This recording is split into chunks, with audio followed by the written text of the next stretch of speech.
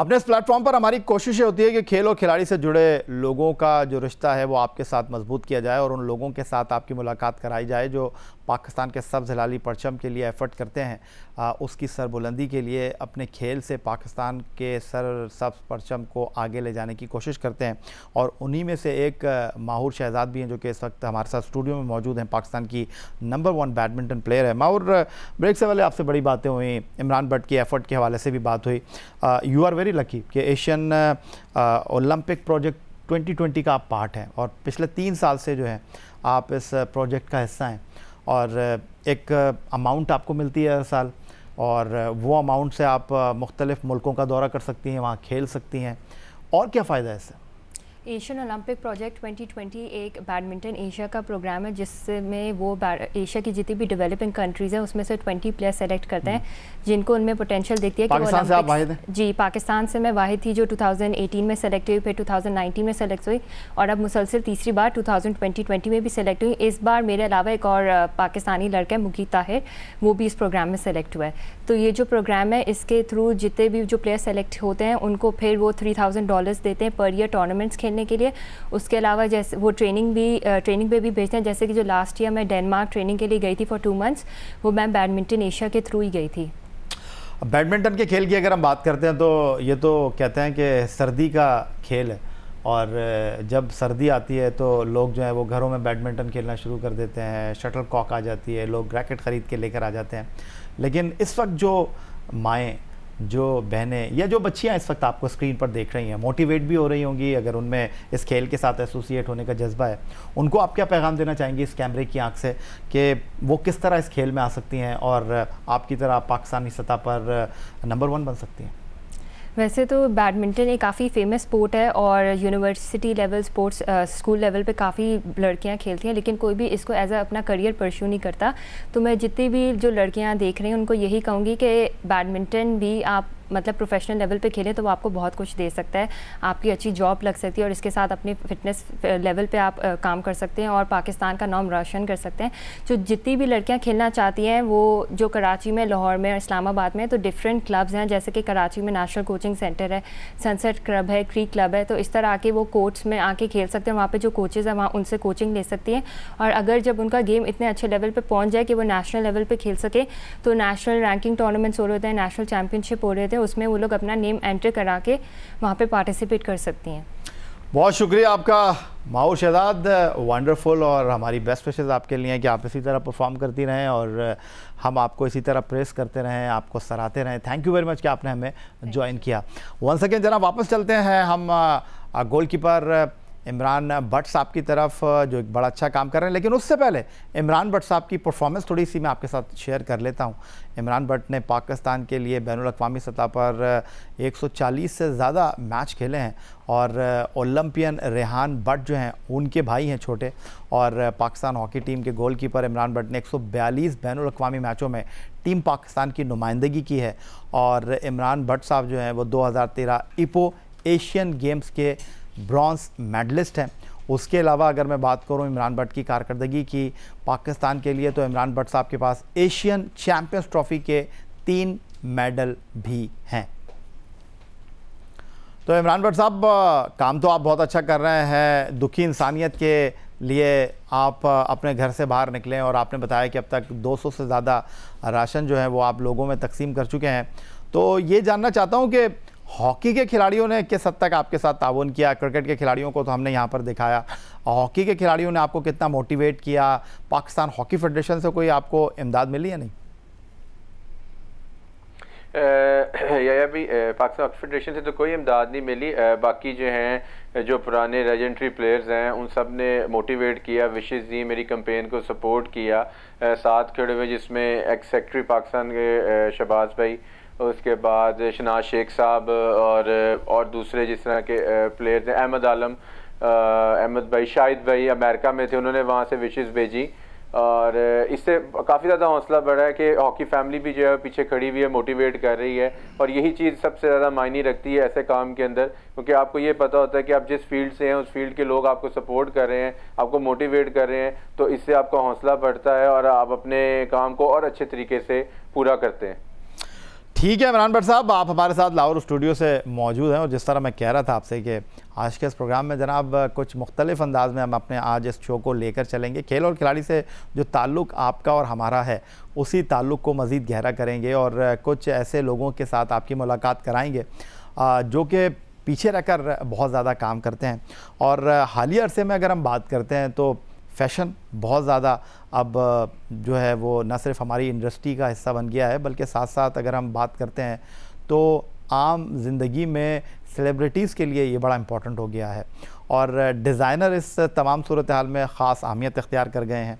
और अगर हम पाकिस्तान के क्रिकेटर्स की बात करते हैं तो अब जनाब वो बग़ैर डिज़ाइनर के जो है वो एक कदम भी आगे नहीं बढ़ाते। तो जनाब आपने देखा खिलाड़ी जो गेंद के साथ मुकाबला करते हैं दूसरे खिलाड़ियों के साथ वो रैंप पर वॉक भी करते हैं और क्रिकेटर स्मार्ट हों तो फिर रैंप पर वॉक करते हुए अच्छे भी लगते हैं। वसीम अकरम साहब हों, शोएब अख्तर साहब हों, यूनुस खान साहब हों या फिर उमर गुल साहब हों या मौजूदा दौर के हमारे उभरते हुए फास्ट बॉलर हसन अली, ये सब रैंप पर आए हैं। और मैं जो आपको कह रहा था ना कि बैकग्राउंड में कुछ और चल रहा होता है, तो जनाब इस वक्त सरितोरिया एम्बेसडर के हमारे साथ मौजूद हैं सरफराज अकबर साहब स्टूडियो में और वार्डरोब पार्टनर हैं आप कोयटा ग्लैडिएटर 2019 की चैंपियन पाकिस्तान सुपर लीग की। जी। लेकिन सरफराज साहब सबसे पहले तो मैं आपसे ये जानना चाहूँगा कहाँ लगा दिया आपने खिलाड़ियों को? हमारे खिलाड़ियों को तो हम देखते थे वाइट किट में और आते थे रेड बॉल से जो है अपनी पैंट को लाल कर लेते थे, तो आपने अपने बिजनेस को चमकाने के लिए जो खिलाड़ियों को इस तरफ लेकर आ गए।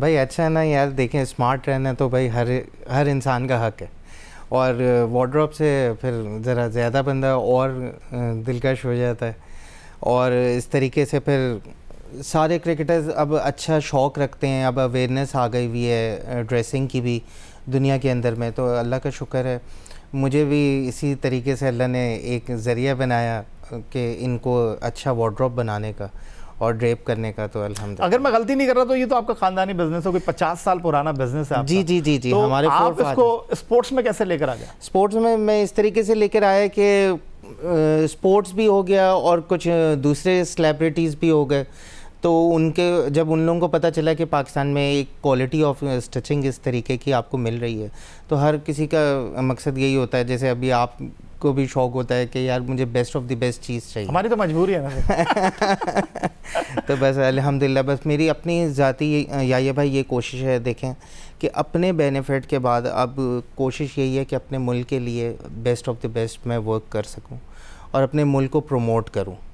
मैं सिर्फ खाली पाकिस्तानी प्लेयर्स या पाकिस्तानी सेलिब्रिटीज़ के नहीं बल्कि दुनिया भर के कोशिश ये करता हूँ कि जो भी हमारे मुल्क में आता है तो मेरी कोशिश ये होती है कि अपनी सर्विसेज उनको दी जाएं ताकि वो अपने मुल्क में जाके उसको थोड़ा सा जाके डिफ़ाइन करें और हमारे मुल्क को प्रमोट हो।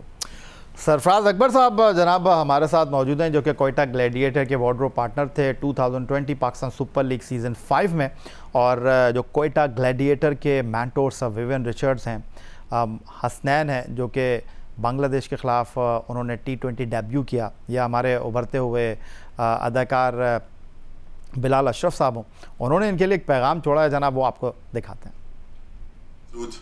I'll wear it as a very proud man. Thank you very much again. Hi, Assalamu alaikum ji. This is Bilal Ashraf.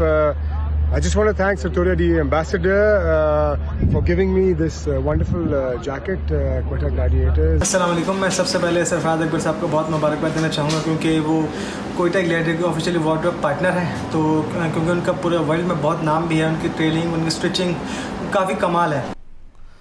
तो जनाब ये कुछ मुख्तसर तासुरात थे हमारे शोबिस सेलिब्रिटीज़ के खिलाड़ियों के। उधर दूसरी तरफ इस वक्त ह्यूस्टन से टेलीफोन लाइन पर हमें ज्वाइन कर रहे हैं डॉक्टर काशिफ अंसारी साहब जो कि ग्लोबल एडवाइज़र हैं पेशावर ज़ल्मी के, और उनकी जो दूसरी शनाख्त है वो ये है कि वो चेयरमैन है उमैर सना फाउंडेशन के, जो कि पाकिस्तान में थैलेसीमिया में के बच्चों के लिए एक काम कर रहा है, बहुत अच्छा काम कर रहा है।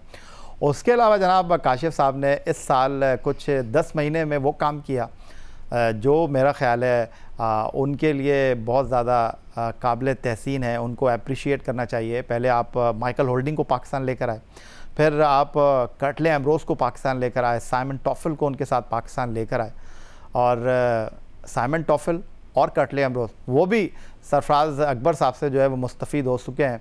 और कुछ दिन पहले तो इनके साथ जो है वो डैरन सेमी ने पार्टनरशिप की भी बात की, वो कहानी ज़रा इनसे आगे चलकर मैं पूछूंगा।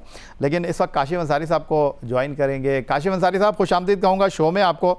और ये सरफराज अकबर साहब के साथ आपकी दोस्ती मुझे समझ आती है, आपको अच्छे कपड़े पहनने का शौक़ है और सरफराज अकबर साहब के साथ आपकी दोस्ती हुई तो आपने फिर इनकी मुलाकात साइमन टॉफल से भी कराई, कर्टले एम्ब्रोज से भी आपने कराई, तो उनको पाकिस्तान का कल्चर, उनको पाकिस्तान के लिबास से भी आपने जो है वो कुछ मुतारिफ कराया। जी अस्सलाम वालेकुम याया भाई, अस्सलाम वालेकुम सरफराज भाई।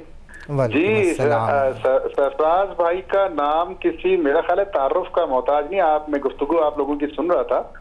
मैं ये बताता चलूं कि जिस मुल्क में मैं इस वक्त बैठा हुआ हूँ वहाँ के सदूर ने इनको बाकायदा जिम्मेदारी दी हुई है अपने प्रेसिडेंशियल सूट्स की, और अभी से नहीं, ये कई सालों से एक सिलसिला चला आ रहा है, चाहे वो जॉर्ज बुश हो, चाहे वो ओबामा हो, चाहे वो कोई भी हो सदर, या जॉर्ज बुश के वालिद साहब जिससे जॉर्ज बुश सीनियर थे वो हों, इन तमाम हजरात के कपड़े सीने की जिम्मेदारी और उनके सूट की जिम्मेदारी जो है सरफराज साहब के खानदान पूरी नस्लों में चली आ रही है। तो शुरू हुआ ये माइकल होल्डिंग से। माइकल होल्डिंग साहब जब पाकिस्तान तशरीफ लाए थे तो मुझे शाहिद आफरीदी का फोन आया था। उन्होंने कहा अभी सरफराज साहब बात करना चाह रहे। मैं उनको नहीं जानता था उस वक्त। फिर जितनी मोहब्बत और जितने प्यार से इन्होंने गुफ्तगू की, मुझसे बात करके अंदाजा हो गया कि इस शख्स को अपनी जाती तशहीर की कोई जरूरत नहीं है। इसका नाम अल्लाह ने बहुत बुलंद कर रखा है।